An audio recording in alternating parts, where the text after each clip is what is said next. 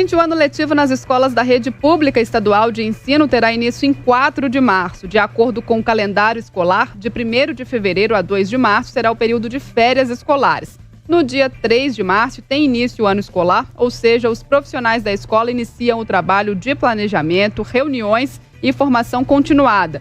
O primeiro semestre letivo começa no dia 4 de março e o segundo semestre letivo no dia 3 de agosto. E aí o término do ano letivo está previsto para 17 de dezembro. A informação consta na Resolução 4.469, publicada ontem no Diário Oficial de Minas Gerais.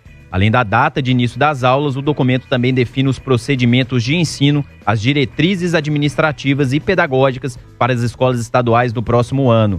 O calendário escolar prevê que logo no início das atividades escolares, os estudantes da rede estadual façam avaliação diagnósticas da aprendizagem. A aplicação da prova está prevista para o período de 15 a 26 de março.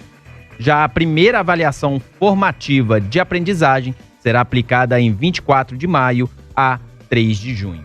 Central 98, agora 11h06. E claro, gente, tem o presente perfeito para você ficar ainda mais conectado com tudo que você ama, viu? Compre Galaxy S20 FE e leve Galaxy A01 por apenas 21 vezes de R$ 99,99 no combo Multi 100 GB. E você ainda ganha mais 20 GB de bônus de Natal. Você pode comprar na loja, no site ou ligando 0800 720 1234. Saiba mais em claro.com.br. Claro, você merece o novo. Hoje, quarta-feira, no Central 98, quarta-feira da semana de Natal, mas claro, estamos aqui trazendo notícia, trazendo informação, entrevista e nossos colunistas. Quarta-feira é dia de professor Gabriel Azevedo, já está aqui com a gente. Bom dia, Gabriel, seja bem-vindo ao Central. Bom dia, Carol, bom dia, Paulo Leite, bom dia, João, bom dia aos nossos ouvintes, bom dia, Poliana Lara, nossa professora no Colégio Militar, que a gente manda um beijo, não é isso, Carol? Tá aí, a gente mandando um beijo para ela, estávamos falando dela aqui, ela mandou uma mensagem também, sempre queridíssima, ouvinte assíduo aqui da 98, participou do grafite outro dia, fez música para 98, beijão para ela, a gente morre de saudades desses tempos, né, Gabriel? Muitas saudades.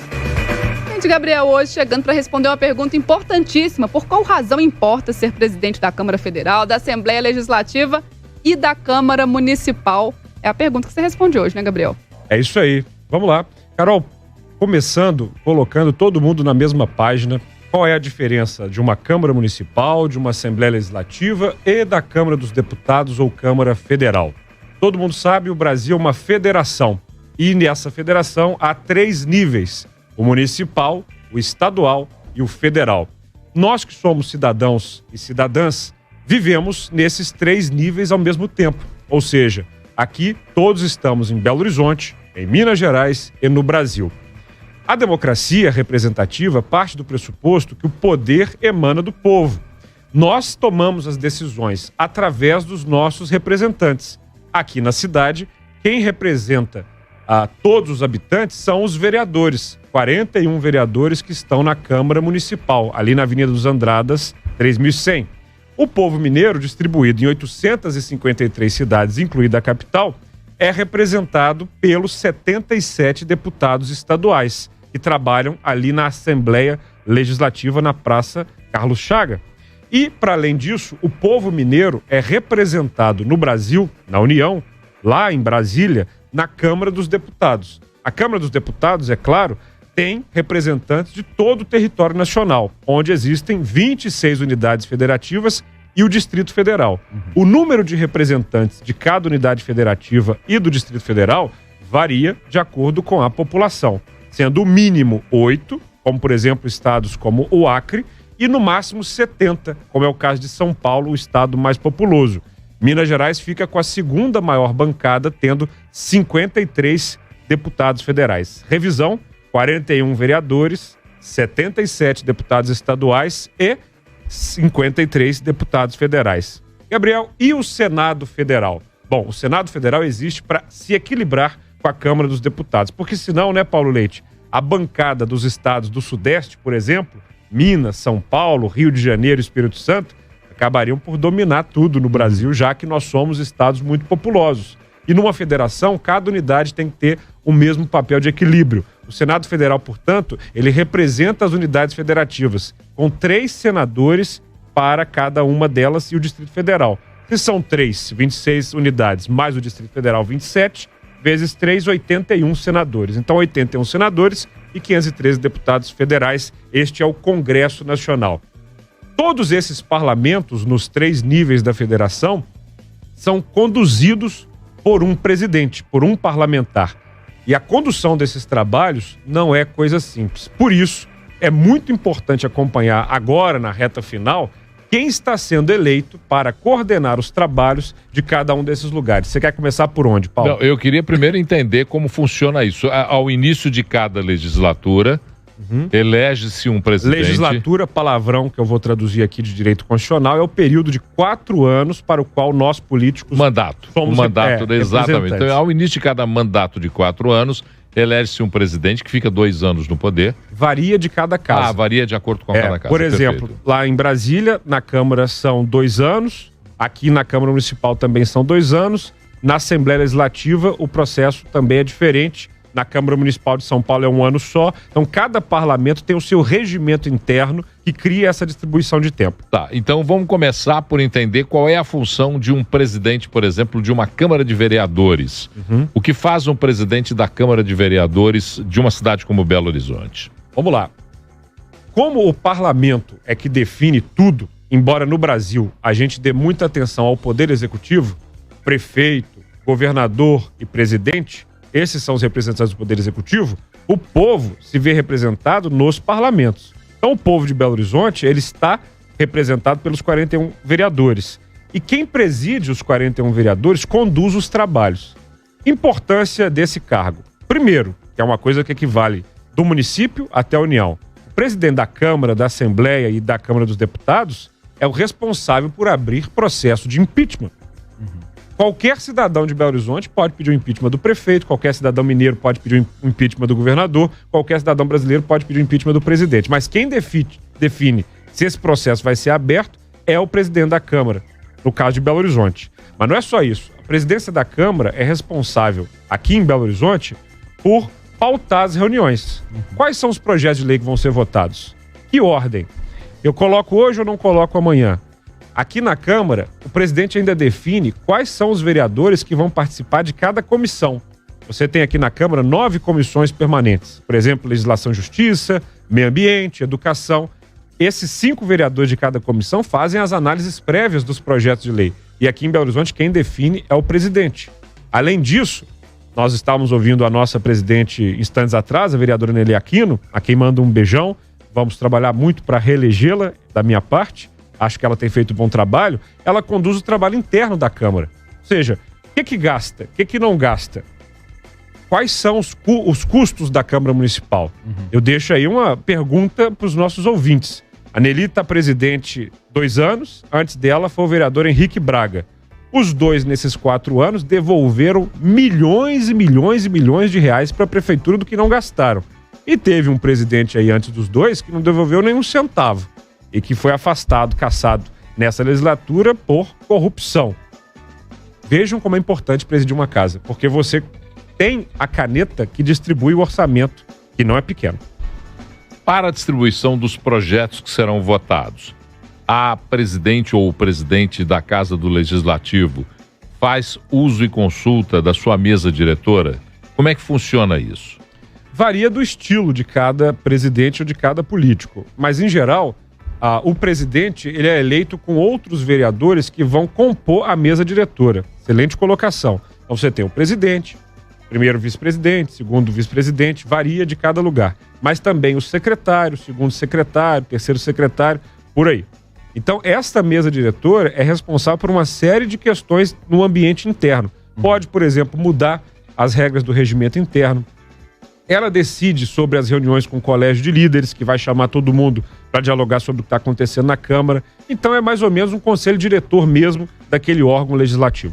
E, Gabriel, só para complementar, Paulo, nessa mesma questão, que eu imagino que também deve variar de características de cada presidente. Mas, por exemplo, a gente vê também, o Rodrigo Maia fala direto, tem que consultar as bancadas também. Então, as bancadas, elas também podem ser consultadas. E também aí colocando o prefeito, o governador, o presidente, também tem essa articulação com eles ou articuladores deles que fazem esse papel? Muito boa pergunta. Voltamos ao Barão de Montesquieu. 3 funções do poder: executivo, legislativo e judiciário. E no Brasil, de acordo com a Constituição, elas devem ser independentes e harmônicas entre si. E é claro que o presidente do Poder Legislativo é responsável pelo diálogo com o responsável pelo Poder Executivo, seja prefeito, governador ou presidente, e uma condução que seja harmônica. Essa pergunta é realmente muito boa. E você falou ainda de bancadas. Aqui na Câmara, Paulo, ontem nós fizemos uma grande mudança no regimento interno, que eu considerei muito positiva. Invertemos a hora dos debates. Agora, você que acompanha lá, não é mais escutar 2 horas os assuntos gerais para depois entrar nos debates das votações. Primeiro nós vamos entrar nos debates das votações e depois nós vamos ter os debates dos assuntos gerais. A quem não tenha gostado, eu gostei muito, porque eu acho que assim o quórum não vai cair, nós seremos mais produtivos. E quem fala que isso aniquila o debate, mente. E cada vereador tem 5 minutos para discutir cada projeto de lei. Você multiplica isso por 41, são 250 minutos que você pode discutir um projeto de lei. Então, não é verdade que tem aniquilado debate. Eu, como cidadão, quando vou à Câmara, ficava irritadíssimo com aquele blá blá blá que precedia as votações. Porque o que interessa ao cidadão é aquele processo da votação. Aquele blá blá blá desnecessário, proselitismo político, enraba mosquito, que é uma coisa que a gente fala muito. Nunca presenciei, mas... mas porque fica naquela... Deve ser uma cena dantesca. Por isso que é impossível, porque é improvável que se faça. Então fica naquele lero-lero, não resolve nada, discursos inócuos, pouco proveitosos. É bom que isso acabe mesmo, que proposital deixe pro final também, né? Não, mas vou defender, isso não acaba. Eu acho que assim, o vereador, ele tem o direito de se manifestar, falar, expor suas opiniões diversas, denunciar o que acha que está errado. Eu acho que isso tem que acontecer, é muito importante. Só que ele não está ficando menor indo para um segundo momento. Depois do processo da votação. Eu acho que o processo de votação, ele é mais importante. Não, porque, veja bem, ao cidadão comum, aquele que acompanha a Câmara, e nós precisamos ir mais à Câmara dos Vereadores, tá, gente? O cidadão precisa ir mais à Câmara dos Vereadores. Ou acompanhar online, né? Ao cidadão, agora, depois da pandemia, que vá presencialmente, inclusive. É divertido. Ao cidadão comum, aquele debate que precedia as votações não interessa nada.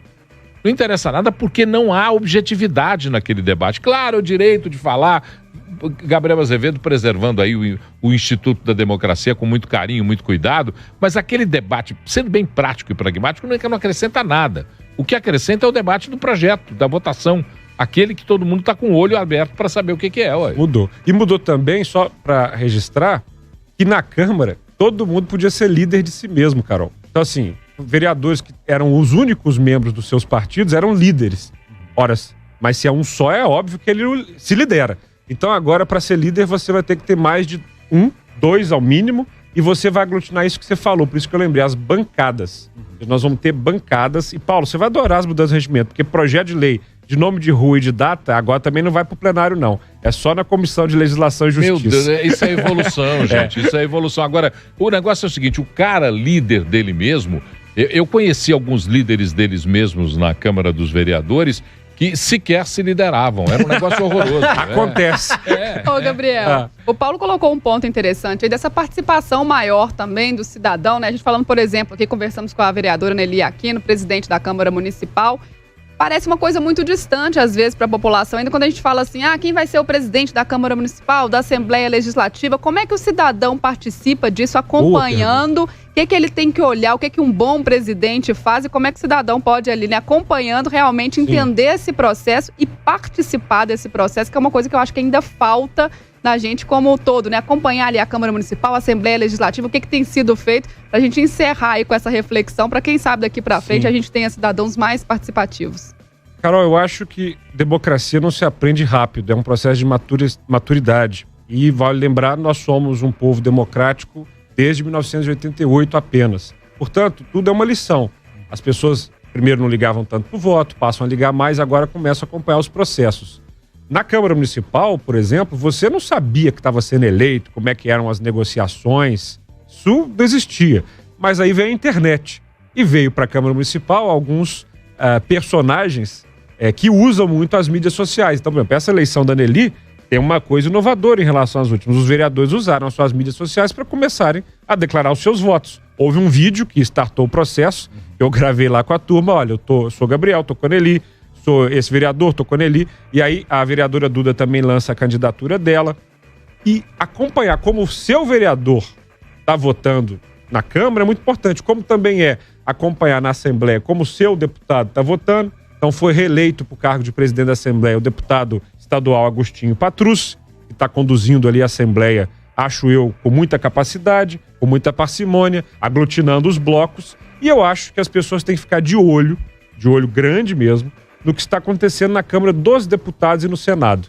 Por quê? Porque, primeiro, o Supremo Tribunal Federal impediu um casuísmo, né? Ou seja, há tempo de mandato para presidente de Câmara e de Senado, de Assembleia e de Câmara Municipal, porque o cara que está no poder, obviamente, tem muita condição de se manter lá e se perpetuar. E isso não é bom para a democracia. Então, o Supremo Tribunal Federal, ainda bem, leu a Constituição, onde está obviamente escrito isso, e impediu a reeleição do senador Davi Alcolumbre e do deputado federal Rodrigo Maia. E isso, claro, startou um processo de eleição de presidente do Senado da Câmara. Na Câmara, Carol, o que você teve até na semana passada foi a criação de uma frente, salvo engano, intitulada... Cadê o nome da frente, gente? Acho que a frente... União da Democracia e da Liberdade. E vejam vocês, que une PSL, PT, MDB, PSB, PSDB, Democratas, PDT, Cidadania, PV, PCdoB e Rede. Aí o cidadão fala, mas o que é isso? É a Arca de Noé sem a Arca? Porque tem de tudo, né? Agora, tem que entender o contexto. O que está acontecendo ali na Câmara dos Deputados é uma frente ampla, com várias pessoas de diferentes visões que querem se contrapor à ideia da eleição do Arthur Lira, que é um aliado do presidente, para que a Câmara tenha mais independência em relação ao Poder Executivo. O que vai acontecer, não sei.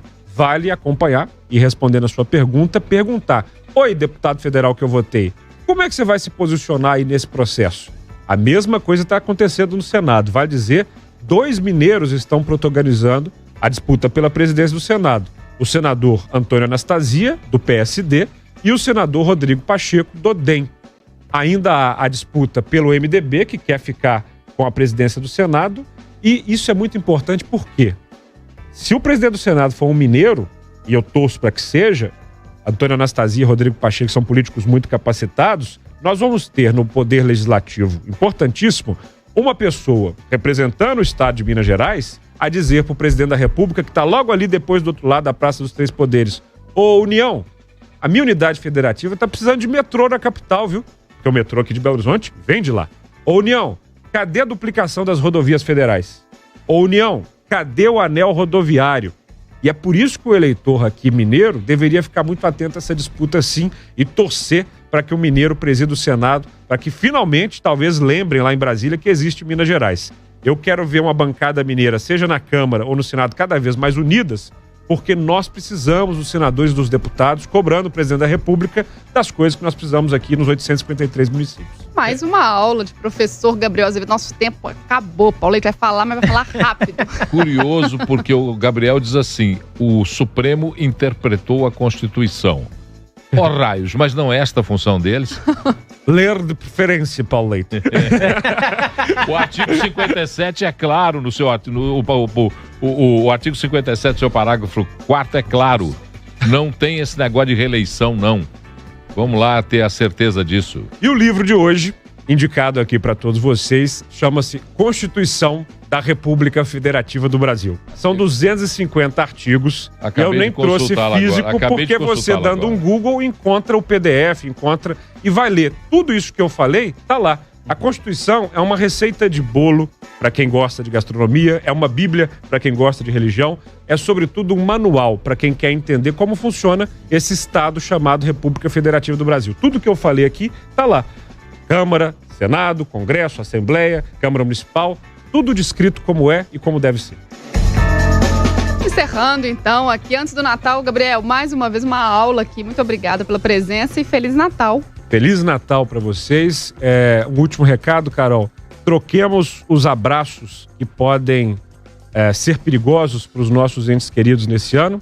Não vou abraçar minha vovó, minha mamãe, minha titia, porque eu quero vê-las todas com saúde no Natal de 2021, quando estaremos todos vacinados, se tudo der certo. Vai ser um Natal diferente, o meu pela primeira vez sem o meu pai, o de muita gente que perdeu seus entes queridos por essa Covid terrível. Eu perdi meu pai por um câncer de pulmão. Quero agradecer muito o carinho dessa Rádio 98 nesse ano que foi particularmente difícil para mim, mas dizer que o Natal também é um tempo de reflexão e de entender que estamos todos vivos aqui, resilientes para enfrentar o ano que vem. Na semana que vem, estou de volta. Fica aí, reflexão então de professor Gabriel Azevedo, trazendo mais uma aula para o Central 98.